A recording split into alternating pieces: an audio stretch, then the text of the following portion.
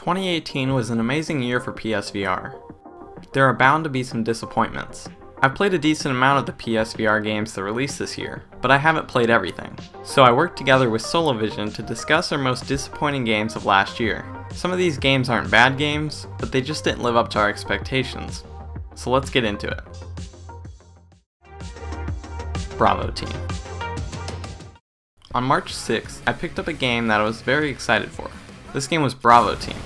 I got home, played it, beat it in one sitting, and never touched it again. I was massively disappointed.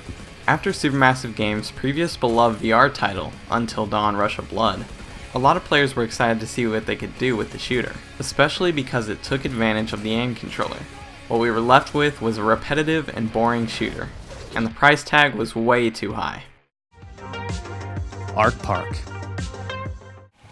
This game was set to be the experience of a lifetime. The chance to walk within the horrifyingly glorious gates of Jurassic Park for the first time in VR caught the attention of so many of us when the initial game trailers were released. What we got was not only a complete disappointment from what we were made to believe, it was also completely overpriced in all its buggy glory. Sure, it's been patched several times since then, with many issues fixed, but the one issue that would need to be fixed to make this game worth playing still remains, and that's the game itself. Salaryman Escape.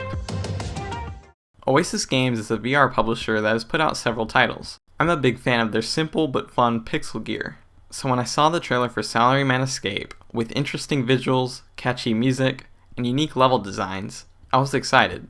But while playing the game, I came across multiple issues with the physics, where if things wouldn't line up perfectly, it didn't work. This was a big problem because most of the levels revolve around block physics. So for multiple levels, if I messed up, I had to completely replay it, even if it looked totally possible. Now don't get me wrong, Salaryman Escape is still a good game, and it's had a lot of patches since then. But when I played it, the issues held it back from being as good as I hoped. Evasion.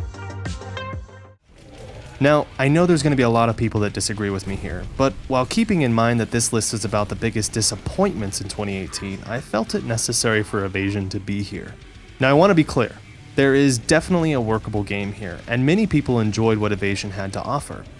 The issues that I found with Evasion were more related to what we were promised versus what we got. The trailers boast a high-action, Farpoint-esque shooter adding co-op to the main campaign and some fun and interesting special ability mechanics. The problem was, there didn't seem to be much more than those bells and whistles to the game.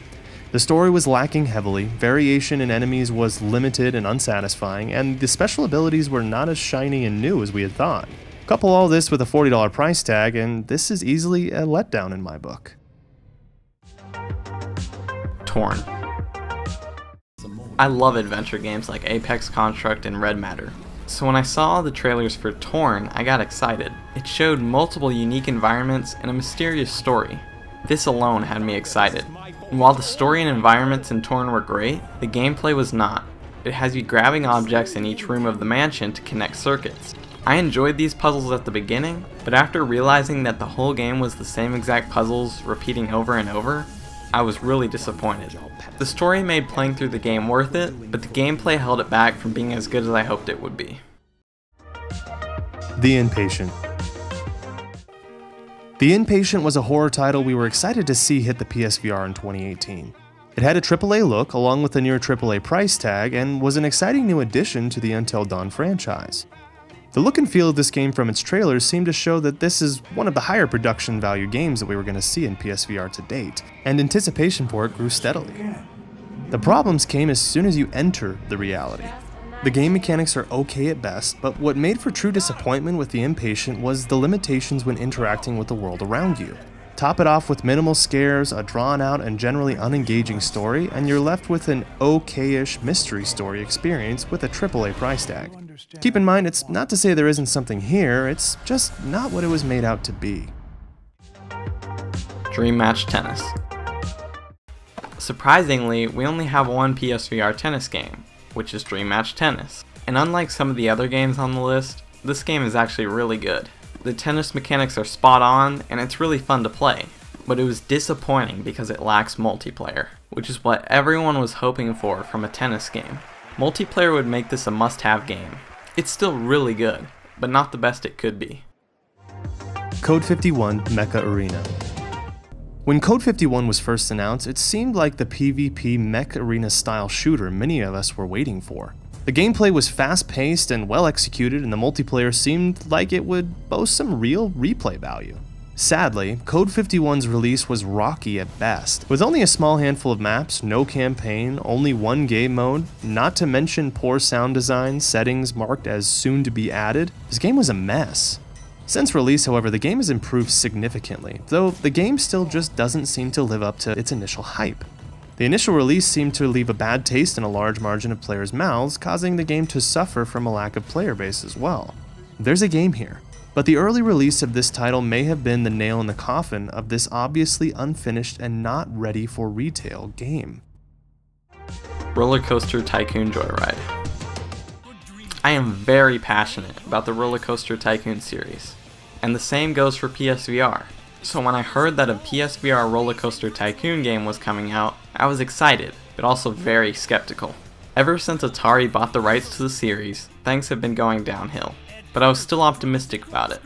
After playing the game, I was extremely disappointed. The normal Roller Coaster Tycoon games consist of park management, while this new VR one has you making and riding roller coasters. And while I'm not against this idea, I wasn't a huge fan of it either.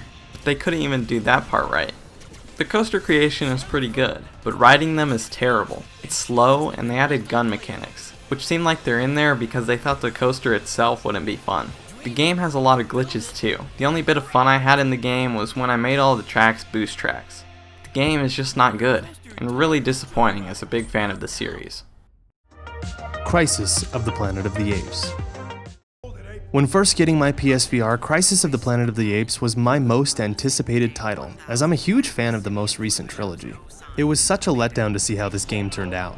While the climbing mechanic worked relatively well, allowing you to use one arm to peek over ledges or around corners while firing your gun with the other, the actual firefights were lackluster, and the guns themselves seemed to lack true realism in use and visual appeal. Possibly the most disappointing factor, however, was the movement scheme itself. While swinging each arm like an ape was a cool idea in concept, the execution suffered dramatically as movement was not free and completely story-driven. Top this off with about an hour, maybe two at best, worth of gameplay, and you have one large disappointing title for PSVR. And those were our most disappointing games of 2018. While we had so many good titles last year, we also had many bad and disappointing ones. Here's hoping this year will be the best one for PSVR.